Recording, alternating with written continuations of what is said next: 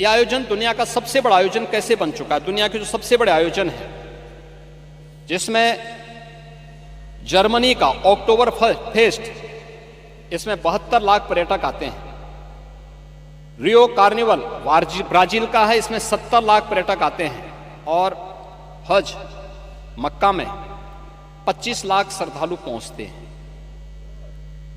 ये कुल दुनिया की आयोजन की स्थिति है। और अकेले महाकुंभ अभी 1 सप्ताह बाकी है, 56 करोड़ की सीमा लांघ चुका है।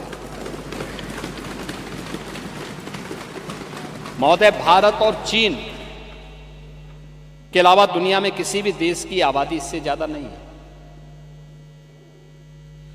यूरोपीय संघ की जो आबादी है वह कुल है 44 करोड़ 90 लाख। महाकुंभ में उससे भी ज्यादा लोग पहुंच चुके हैं। संयुक्त राज्य अमेरिका की आबादी है 34 करोड़ 66 लाख। उससे ज्यादा लोग महाकुंभ में आ चुके हैं। पाकिस्तान, बांग्लादेश, इनकी टोटल आबादी को भी जोड़ देंगे, उससे भी ज्यादा हमारे महाकुंभ में लोग आ चुके हैं। अकेले प्रयागराज उसको अपने साथ जोड़ रहा है। और इसलिए मैं आज के इस अवसर पर अपने विपक्ष के मित्रों से कहना चाहूंगा, आप इसके लिए सदन में मुद्दा उठा सकते हैं, हमें कोई आपत्ति नहीं, हम रोक भी नहीं सकते, लेकिन शब्दों की मर्यादा का ध्यान जरूर रखें जब आप सोशल मीडिया में या मीडिया में कोई वक्तव्य देते हैं। दूसरा, जब आप कोई टिप्पणी करते हैं कि हजारों की संख्या में मौत हो गई, अलग अलग लोगों ने, समाजवादी पार्टी के नेता भी थे, कांग्रेस के नेता भी थे, जिन्होंने इस प्रकार के गैर जिम्मेदाराना बयान दिए। हमें उन तथ्यों को देखना चाहिए जो मैं कह रहा हूं कि डिजिटल कुंभ, जिनको आप मृतक बता रहे हैं, जिसमें एक प्रयागराज के महोदय, एक प्रयागराज के ही सज्जन है, हम उनको भी दे रहा हूं, भगदड़ में जिसे मृत माना वो 13वें के दिन घर पहुंचा। ये प्रयागराज के हैं, है ना? अब उसके बाद भी ये सज्जन आपके जीरो रोड के खूंटी गुरु के घर लौट आए। यानी ये मौनी अमावस्या के स्नान पर भगदड़ के बाद से लापता थे। हादसे में लापता खूंटी गुरु को मृत मानकर उनकी 13वीं की तैयारी हो चली थी। शाम को भोज के लिए मोहल्ले में तैयारी चल रही थी कि तभी तक वो ई रिक्शा से उतरे और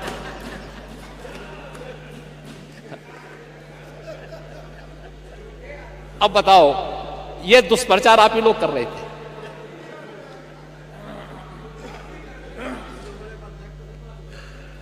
आप देखिए कि खूंटी गुरु कई दिनों से घर नहीं लौटे थे और 13वीं में 13 ब्राह्मणों को भोज कराने की तैयारी हो रही थी।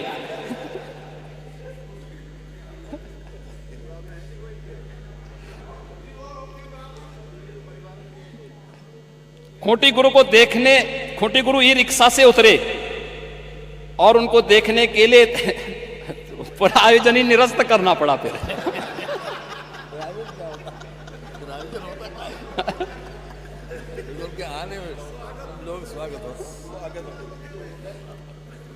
तो मैं आप सबसे कहना चाहूंगा, ये 20,000 लोग हैं तो नहीं भाई, अब वहां आप जैसे महापुरुष कुछ रहे होंगे, वहां कैमरा लेकर खड़े रहे होंगे देखने के लिए कि अब इसके बाद लोगों के कमेंट लेंगे, लोगों से बुलवाएंगे कि देखिए साहब सरकार कोई व्यवस्था नहीं कर पाई, हो गया। और तब तक वे स्वयं ही प्रत्यक्ष रूप से मूर्त रूप में प्रकट हो गए। उन्होंने कहा भाई ये नमूनों पे विश्वास मत करो, ये झूठ के सौदागर हैं। मैं तो अभी जीवित हूं, मैं तो ऐसे भंडारे का आनंद ले रहा था पूरे प्रयागराज। तो मैं इसीलिए कह रहा हूं पांडे जी, मैं इसीलिए कह रहा हूं महाकुंभ में कोई भूखा नहीं रह सकता। और हिंदुस्तान का पेट इतना बड़ा है, हमारी तो परंपरा है। अब गुरुद्वारा में जाइए, किसी मठ में मंदिर में जाइए, लंगर फ्री में चलते हैं। कोई भी आएगा उसकी जाति नहीं पूछी जाती, पंथ नहीं पूछा जाता, क्षेत्र नहीं पूछा जाता, भाषा नहीं पूछा जाता। वो केवल इशारों इशारों से कर देगा। लोग सम्मानजनक ढंग से अतिथि मानकर उसका सम्मान करते हैं। ये भारत है। मां अन्नपूर्णा की हम पूजा करते हैं। आप क्यों भारत को बदनाम कर रहे हैं? मुझे अफसोस होता है आप भाजपा से लड़ते लड़ते भारत से लड़ने लगते हैं। महाकुंभ का यह आयोजन जो आदरणीय प्रधानमंत्री जी के मार्गदर्शन में, पूज्य संतों के सानिध्य में इतना विराट आयोजन बना है, यह एकात्मता का एक महाकुंभ है। और मैं आपकी परेशानी समझ सकता हूं, जो आपकी विभाजनकारी राजनीति है, जो आपकी जाति जाति के बीच में विखंडन करने की राजनीति है। इसका जवाब देश ने भी दे दिया और उत्तर प्रदेश ने भी दे दिया है। देश ने हरियाणा, महाराष्ट्र और दिल्ली की विजय के रूप में यह जवाब दिया है।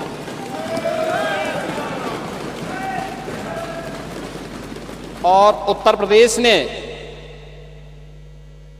मीरापुर, गाजीपुर, कुंदरकी, खैर, फूलपुर, मजवा,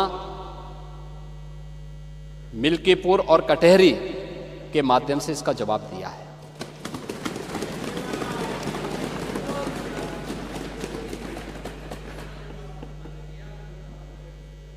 पांडे जी, आपको प्रचार करने से किसने रोका था? आप मुझे बताइए, यानी आप करहल जीत जाएं तो आपकी विजय, और अगर भाजपा कुंदरकी और कटहरी जीत रही है तो आप इसको स्वीकार करने को तैयार नहीं। यानी भारत के संवैधानिक व्यवस्था में आपका विश्वास नहीं। आप जनता का उपहास उड़ा रहे हैं। जो जनता जनार्दन वोट देने जा रही है उसका उपहास उड़ा रहे हैं, उसका अपमान कर रहे हैं। ये कहां की शोभा है? यानी ये, अरे अब देखिए, विषय आया था इसलिए मैं कह रहा हूं, क्योंकि चच्चू ने बात कह दी कि आगे तिथि बढ़ा दिया जाए, तो मैंने कहा बढ़ाने का वो हमारे ऊपर नहीं है। ये शास्त्रों की परंपरा है। शास्त्रीय गणना, शास्त्रीय पद्धति, ज्योतिषी गणना के अनुसार ही होगी। और ये पौष पूर्णिमा से शिवरात्रि, महाशिवरात्रि के बीच में होना है, तो उन्हीं तिथियों में होना है। वैसे चच्चू कहीं भी जाके स्नान कर सकते हैं, कोई समस्या नहीं, उनके लिए सुविधा रहेगी। और प्रयागराज में पूरी सुविधा हम लोग देंगे महोदय। लेकिन एकात्मता का संदेश देने वाला महाकुंभ है। पूरे आयोजन को हम लोगों ने उस रूप में जोड़ा है। और जो यहां पर चर्चा हो रही थी, एक जो भाव देखने को मिला है, एकात्मता का भाव, उस एकात्मता के भाव ने तो हम सबको और दुनिया को जरूर इस एकता के उस सूत्र में जोड़ने का कार्य तो किया। मैं एक वक्तव्य आपका दिखा रहा हूं, आपके समाजवादी पार्टी के अध्यक्ष का वक्तव्य है, और वो वक्तव्य है, बहुत दुर्भाग्यपूर्ण वक्तव्य है। ये वक्तव्य है श्री अखिलेश यादव का। महोदय, उन्होंने कहा है कि हमारा देश कभी विकसित भारत नहीं बन सकता। ये देखो ना, ये क्या है? ये यानी एक राजनीतिक दल अपने देश के प्रति इतनी दुर्भावना रखता है, और इसलिए देश अब इस बात को कहने लग गया है कि अगर श्री राहुल गांधी की उपस्थिति भाजपा की जीत की गारंटी है, तो उत्तर प्रदेश में से अखिलेश यादव की उपस्थिति भाजपा की जीत की निश्चित गारंटी है।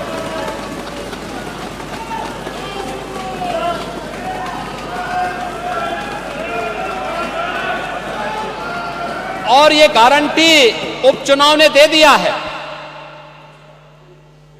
ये उपचुनाव दे चुका, और ठीक ही बात है भाई, पप्पू और टप्पू में बहुत अंतर थोड़ा है।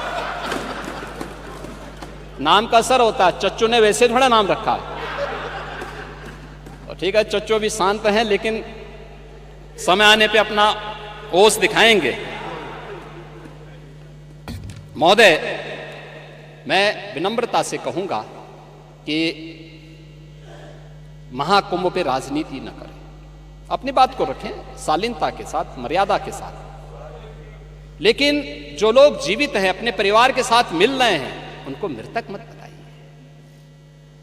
और पांडे जी, आप तो इतने बुजुर्ग हैं, इतने वरिष्ठ हैं। हमारे यहां तीर्थ यात्राएं होती थी, लोग जाते थे, बड़े श्रद्धा के साथ जाते थे। हमारी आस्था है, कैसे आप इसको रोक सकते हैं? लेकिन उनको बदनाम मत करिए, उनकी श्रद्धा के साथ खिलवाड़ मत करिए। मैं तो तेलंगाना का भी उदाहरण आपको दे दिया, उत्तर प्रदेश का मैंने दिया, गोरखपुर का मैंने दिया, प्रयागराज का मैंने दिया। और जो लोग प्रयागराज में भगदड़ के शिकार हुए हैं या फिर विभिन्न रोड एक्सीडेंट के शिकार हुए हैं, सरकार की पूरी संवेदना है, सरकार उनके साथ खड़ी होगी। और इन सभी घटनाओं की जांच करने के लिए इसीलिए सरकार ने एक जुडिशियल कमीशन का गठन भी किया है।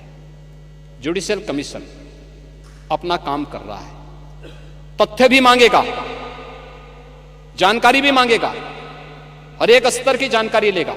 और मैं इस सदन को इस बात के लिए आश्वस्त करना चाहूंगा, इस बात के लिए आश्वस्त करूंगा कि प्रयागराज भगदड़ का कोई गुनाहगार होगा तो बख्शा भी नहीं जाएगा। कोई भी होगा, कहीं भी छुपा होगा, किसी भी स्तर पर होगा, और कितना भी बड़ा क्यों ना हो, वह किसी भी स्थिति में बचेगा नहीं। ये मैं आप लोगों को आश्वस्त करता हूं, पूरे सदन को आश्वस्त करता हूं। लेकिन मैं आपसे इस बात में विनम्र अपील भी करूंगा, आयोजन किसी पार्टी का, किसी सरकार का नहीं है। सरकार ने अपनी जिम्मेदारियों का निर्वहन किया है, प्रशासन अपनी जिम्मेदारियों का निर्वहन कर रहा है। यह आयोजन समाज का है, भारत का है, सनातन धर्म का है। और सनातन धर्म को और भारत को कृपया अपने राजनीतिक स्वार्थ के लिए बदनाम मत करिए। डिजिटल कुंभ पे भी प्रश्न खड़ा हो रहे थे, और महोदय मुझे इसके बारे में भी आपसे चर्चा करनी, इसके बारे में मैं सदन का ध्यान आकर्षित करना चाहूंगा कि दुष्प्रचार की अपनी एक सीमा होती है। दुष्प्रचार की अपनी एक सीमा होती है, और कितना दुष्प्रचार हमारे विपक्ष के मित्रगण करेंगे। मैं देख के भौचक हूं कि कैसे ये लोग पूरी व्यवस्था को झुठलाने का काम कर रहे थे और किस प्रकार की व्यवस्था पैदा करने का काम कर रहे थे।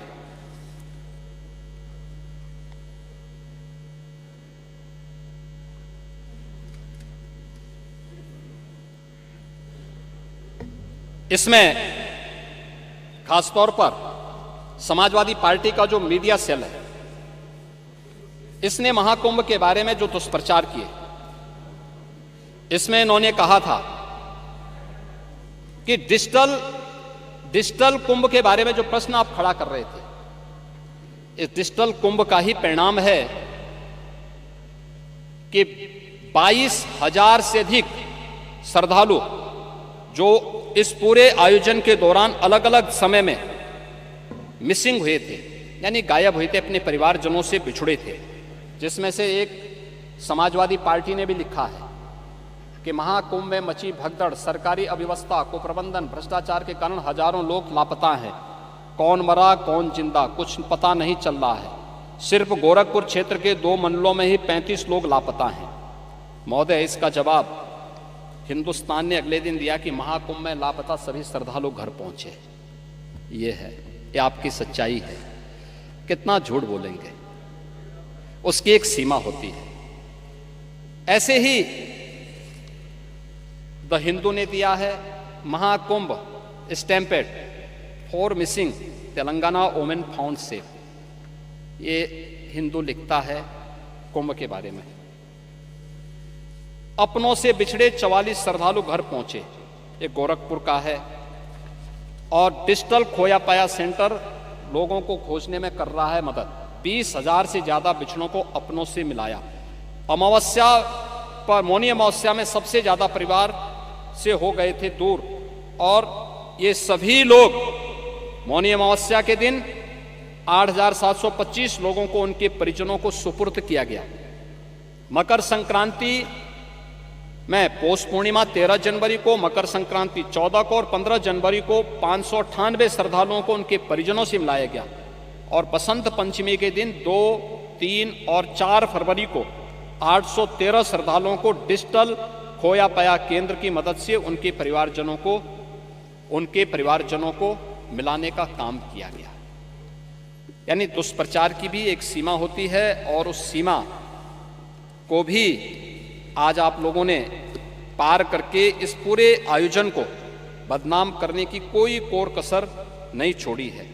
और इसलिए महोदय, जो भी ये आयोजन प्रयागराज में आयोजित हो रहा है, उस पूरे आयोजन के प्रति प्रदेश की सद्भावना है, प्रदेशवासियों का सहयोग है।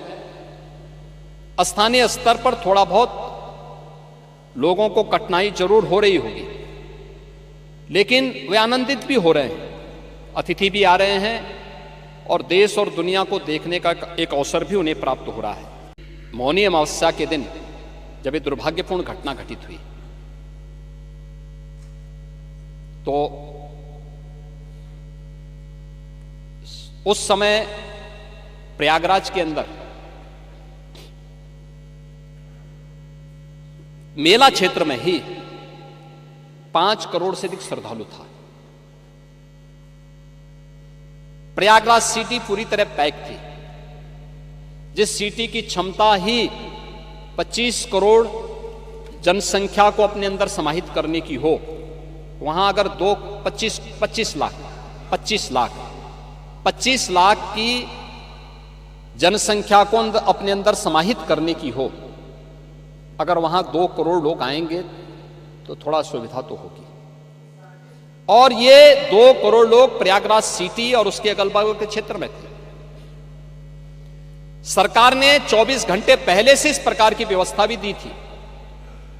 एक दिन पहले ही जौनपुर, मिर्जापुर, भदोई, चित्रकूट, महोबा, फतेहपुर, कौशांबी, प्रतापगढ़, इन सभी जनपदों में होल्डिंग एरिया बना करके वहां पे पार्किंग स्पेस दे करके श्रद्धालु जनों को रोका था। और महोदय, लगभग 2 लाख बसेज वहां पे रोकी गई थी। यानी लगभग 2 करोड़ श्रद्धालुओं को हम लोगों ने इन क्षेत्रों में पहले दिन ही रोका हुआ था। और मैं धन्यवाद दूंगा कि स्थानीय प्रशासन ने भी और स्थानीय जनता ने भी, उत्तर प्रदेश वासियों ने आतिथ्य सेवा का उत्कृष्ट उदाहरण प्रस्तुत किया। इन जनपदों में लगातार 24 घंटे तक, यानी एक दिन पहले 28 जनवरी को 5 करोड़ श्रद्धालुओं ने वहां स्नान किया महाकुंभ में। और भीड़ के उस प्रेशर को हम देख रहे थे। एक एक क्षण पूरा प्रशासन, पूरा शासन इसमें लगा रहा, एक एक क्षण लगा रहा। एक स्पेस की अपनी सीमा होती है, धरती की अपनी सीमा है, वो असीमित नहीं है। आरोप प्रत्यारोप लग सकते हैं और इसीलिए 28 जनवरी की सायंकाल को ही हम लोगों ने इन जनपदों में होर्डिंग एरिया बना करके उन्हें रोकने का कार्य किया था कि आप यहां पे रुकेंगे। और मैं अभिनंदन करूंगा उन सभी श्रद्धालुजनों का, उन पूज्य संतों का, जिन्होंने उसमें प्रशासन और शासन की व्यवस्था में भरपूर सहयोग किया। 24 घंटे वे सभी श्रद्धालु वहां रुके रहे और किसी ने भी उतावलापन नहीं दिखाया। बहुत शांतिपूर्ण तरीके से वे लोग वहां रहे। 29 की रात्रि में दुर्भाग्यपूर्ण घटना घटित होती है और 1:10 से लेकर 1:30 बजे के बीच में घटना घटित होती है, जब संगम नोच के पास अचानक अत्यधिक प्रेशर होने के बाद बैरिकेड्स टूटती हैं और बहुत सारे श्रद्धालु उस एरिया में आते हैं जहां पे एक प्रकार का होल्डिंग एरिया जो था वहां घुस जाते हैं। वहां पहले से बैठे हुए श्रद्धालुओं के ऊपर वे अचानक गिरते हैं और उसके बाद तब ये दुर्भाग्यपूर्ण घटना फिर वहां घटना घटित होती है, जिसमें 30 श्रद्धालु, जिसमें 66 श्रद्धालु उसकी चपेट में आए थे, जिन्हें तत्काल हॉस्पिटल पहुंचाया गया। जिसमें से 30 श्रद्धालु की मौत हुई। 36 श्रद्धालु, जिनमें 36 श्रद्धालु वहां पे स्थानीय मेडिकल कॉलेज में भर्ती किए गए। 30 में से 29 की पहचान हुई। उनके परिवारजनों ने बकायदा, क्योंकि कोई इस आयोजन के साथ जुड़ता है तो एक परंपरा होती है, लोगों की अपनी आस्था होती है। वो लोग ये मानते हैं, वो कहते हैं साहब पोस्टमार्टम मत करिए, घटना घटित हो गई है, हमारे साथ केवल एक हम पंचनामा बनाना चाहते हैं। उनकी रजामंदी की, और ये जो भी कार्य हुआ है ये मजिस्ट्रेट के सामने, पुलिस के सामने, प्रशासन के सामने, परिवारजनों के सामने उनकी बॉडी को वे लोग लेके गए। एक की पहचान नहीं हो पाई, उनका डीएनए प्रिजर्व किया गया, उनका अंतिम संस्कार लोकल स्तर पर प्रशासन ने किया। 36 श्रद्धालु में से 35 को उनके परिजन लेके चले गए। एक श्रद्धालु अभी वहां पे उपचाराधीन है और स्थानीय मेडिकल कॉलेज में उनका उपचार चल रहा है। हम लोग सहमत हैं, घटना दुर्भाग्यपूर्ण है, लेकिन इसको जब भी आप तय करेंगे पूरे दिन भर मुहूर्त है। मुहूर्त की कोई एक 29 तारीख को दिन भर का मुहूर्त था, कोई एक निश्चित तिथि समय नहीं था, और इसलिए जब भी आप कहेंगे हम उसके लिए उस समय अमृत स्नान करेंगे। पहले श्रद्धालुओं को यह अवसर मिलना चाहिए। और समाजवादी पार्टी के राष्ट्रीय अध्यक्ष का यह कहना या माननीय सदस्य संग्राम सिंह यादव का यह कहना कि लोगों ने स्नान नहीं किया या मुहूर्त में स्नान नहीं किया, ये सरासर असत्य है। ये मुझे लगता है तथ्यों को झुटलाने जैसी वक्तव्य है। अमृत स्नान हुआ, 6 मुख्य स्नान हुए थे, 6 स्नान हुए थे, उसमें 3 अमृत स्नान थे। 6 स्नान में पौष पूर्णिमा का 13 जनवरी को हुआ था। पहला अमृत स्नान ये मकर संक्रांति का था। इसके उपरांत मकर संक्रांति के बाद जो दूसरा अमृत स्नान था वह मौनी अमावस्या का था, वह 29 जनवरी को था। और इसमें भी सभी 13 अखाड़ों ने, जिसमें 7 शैव अखाड़े हैं, 3 वैष्णव अखाड़े हैं और 3 उदासीन अखाड़े हैं, इन सभी ने इस स्नान में भाग लिया था और सबने उस आयोजन का हिस्सा बना था। सबने अपनी आंखों से देखा है कि सभी लोग स्नान कर रहे हैं, लेकिन दुर्भाग्य है कि उस सच्चाई को भी समाजवादी पार्टी ने झुटलाने का काम किया है। कह रही है कि साहब जो है अमृत स्नान नहीं हुआ। संतों पे लाठीचार्ज आप करते हैं, संतों का अपमान आप लोग करते हैं, संतों के बारे में किस किस प्रकार की दुर्भाग्यपूर्ण टिप्पणी आपका सोशल मीडिया प्लेटफॉर्म करता है, और आप लोग संतों के बारे में इस प्रकार की टिप्पणी करने के बाद आज कहते हैं उनकी वकालत कर रहे हैं। अरे संतों ने ही इस आयोजन को आगे बढ़ाया था और संतों ने इस आयोजन में भागीदार बनकर के दूसरे अमृत स्नान में भी भागीदार बने थे, जो कुंभ का तीसरा स्नान था। और चौथा स्नान जो तीसरा अमृत स्नान था बसंत पंचमी का, वह भी पूरी भव्यता के साथ हुआ। सभी अखाड़े उसमें सहभागी बने थे, सबने देखा था, सभी मीडिया चैनल ने उनको लाइव दिखाया था। पांचवां स्नान माघी पूर्णिमा का था, जो 12 जनवरी को संपन्न हुआ है पूरी भव्यता के साथ। यह अमृत स्नान नहीं था, श्रद्धालु जनों का स्नान था। ज्यादातर शैव अखाड़े उस समय काशी के लिए प्रस्थान कर चुके थे, कुछ प्रयागराज में थे जो शिवरात्रि के लिए काशी में रहेंगे। वैष्णव अखाड़े कुछ हैं, कुछ लोग अयोध्या और वृंदावन जा चुके हैं, चित्रकूट जा चुके हैं, लेकिन यह आयोजन पूरी भव्यता के साथ वहां हुए। और पांचवा छठा स्नान अभी होने जा रहा है महाशिवरात्रि के दिन 26 फरवरी को। लेकिन इतना आप लोग, यानी आज के समय में जब media, social media, visual media और प्रिंट मीडिया इतना आगे बढ़ चुका है, और तब भी समाजवादी पार्टी इतना झूठ बोल रही है कि स्नान नहीं हुआ। और मेरा कहना है कि महोदय, राजनीति में थोड़ा बहुत प्रहर्सल चलता है, लेकिन प्रहर्सल को ही राजनीति बना दिया जाए, यह न्याय नहीं है। और मुझे लगता है कि महाकुंभ, आप प्रश्न खड़ा कर सकते हैं, शासन पर खड़ा करिए, लेकिन महाकुंभ पर प्रश्न मार्क खड़ा मत करिए, आस्था पर प्रश्न मार्क मत खड़ा करिए। और उसके बारे में जो आप इन बातों को कह रहे हैं, पहले आप लोगों ने कहा कि साहब संख्या बढ़ा चढ़ा करके कही जा रही है, उसको देखने के लिए स्वयं समाजवादी पार्टी के मुखिया वहां पहुंच गए। कि वास्तव में भीड़ हो रही कि नहीं हो रही है। उन्होंने देखा तो अब कहने लगे साहब भीड़ ज्यादा हो रही है, लोगों को पूरा स्नान करने का मौका नहीं मिल रहा, आप तिथि और आगे बढ़ा दीजिए। आप देखो ना, मैंने इसीलिए कल कहा था ये दोहरा चरित्र है इन लोगों का, पहले विरोध करते हैं अब कह रहे हैं तिथि आगे बढ़ा दी। अभी चच्चू भी यही कह रहे थे, चच्चू कह रहे थे कि तिथि बढ़ा दीजिए। ये तिथि हम नहीं तय करते, ये तिथि नहीं तय, हम नहीं तय करते चच्चू। ये तिथि ये मुहूर्त होता है, जो मैंने पहले भी कहा। आप हो सकता है कि उस स्तर को नहीं प्राप्त करेंगे, बगल में पांडे जी से पूछ लीजिए। पौष पूर्णिमा से शिवरात्रि के बीच में आयोजन होना है, शिवरात्रि की तिथि तय है तो, और शिवरात्रि की तिथि तय होने के कारण उससे आगे नहीं बढ़ सकते। मैं इसलिए बोल रहा है क्योंकि आप शांत हो गए ना। वैसे मैं आपको धन्यवाद दूंगा कि आपने मिल्कीपुर में सहयोग किया, मैं इसके लिए आपको बहुत बहुत धन्यवाद देता हूं। महोदय, वीआईपी कल्चर की बात वो करते हैं जो मुंह पे चांदी का चम्मच लेकर के ही पैदा हुए हैं, जीवन भर जिन्होंने वीआईपी सुविधा ली है। अगर थोड़ी सी वीआईपी सुविधा इधर उधर नहीं कि जमीन आसमान को एक कर लेते हैं। वे प्रयागराज महाकुंभ में वीआईपी कल्चर अगर कुंभ में होता तो आप मुझे बताइए 56 करोड़ लोग इन 38 दिनों में, इन 37 दिनों में, 37-38 दिनों में क्या त्रिवेणी में आस्था की पावन डुबकी लगा पाते? समाजवादी पार्टी के माननीय सदस्य का यह कहना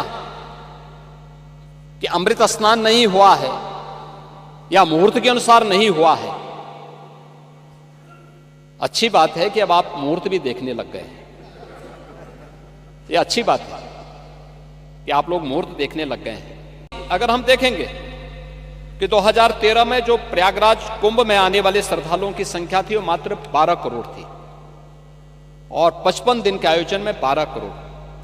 और उस समय की स्थिति के बारे में अगर मैं चर्चा करूं, यद्यपि ये चीजें कितना आवश्यक है मैं ये नहीं कह सकता, लेकिन फिर भी मैं आपसे कहना चाहूंगा कि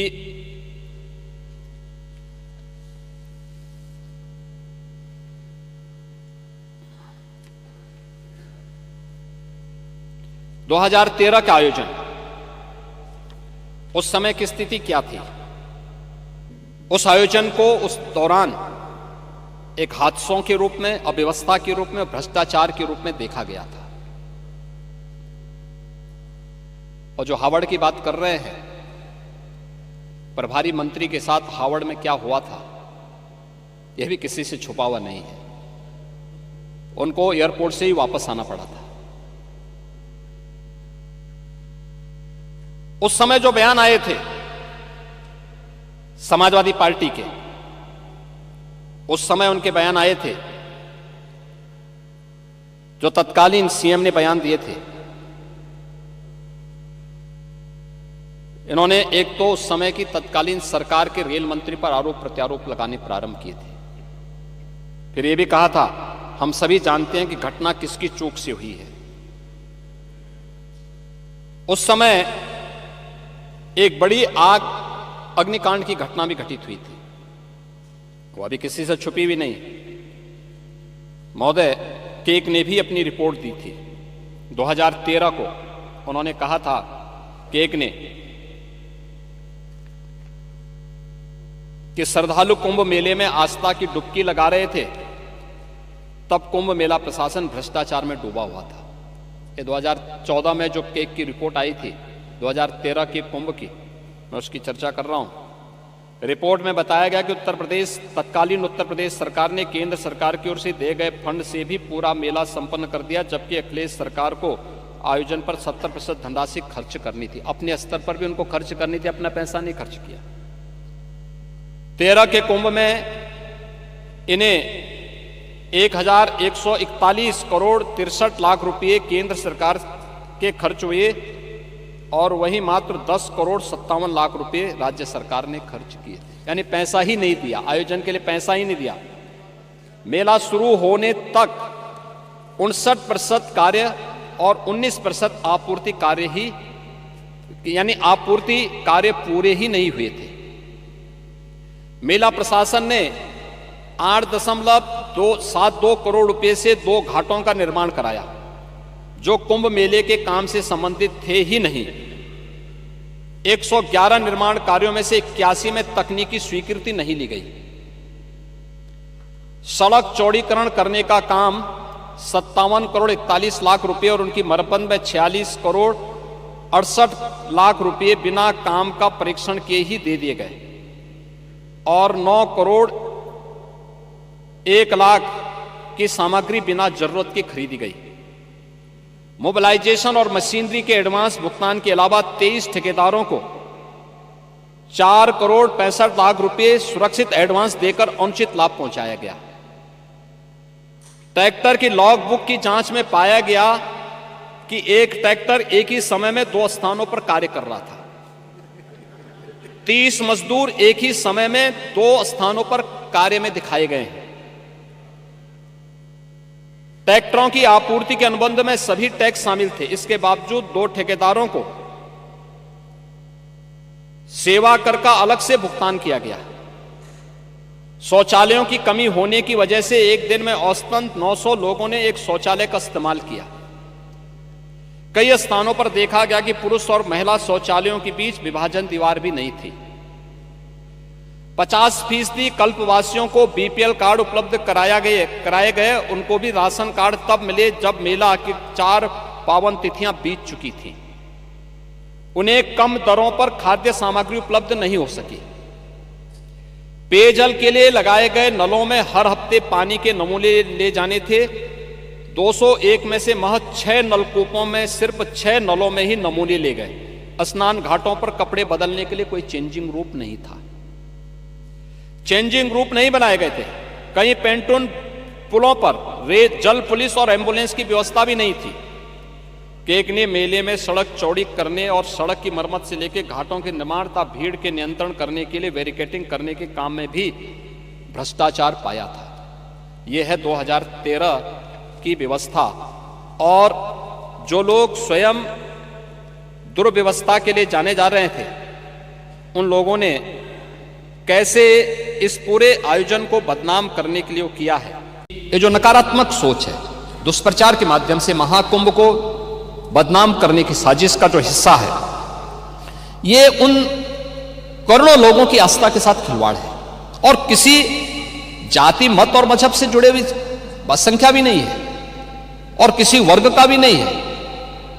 इसमें गांव में एक सामान्य नागरिक भी आ रहा है, देश का बड़ा उद्योगपति भी आ रहा है, देश की महामहिम राष्ट्रपति भी आए, महामहिम उपराष्ट्रपति भी आए, माननीय प्रधानमंत्री जी भी आए, केंद्रीय मंत्रीगण आए हैं, स्पीकर साहब आए हैं लोकसभा के।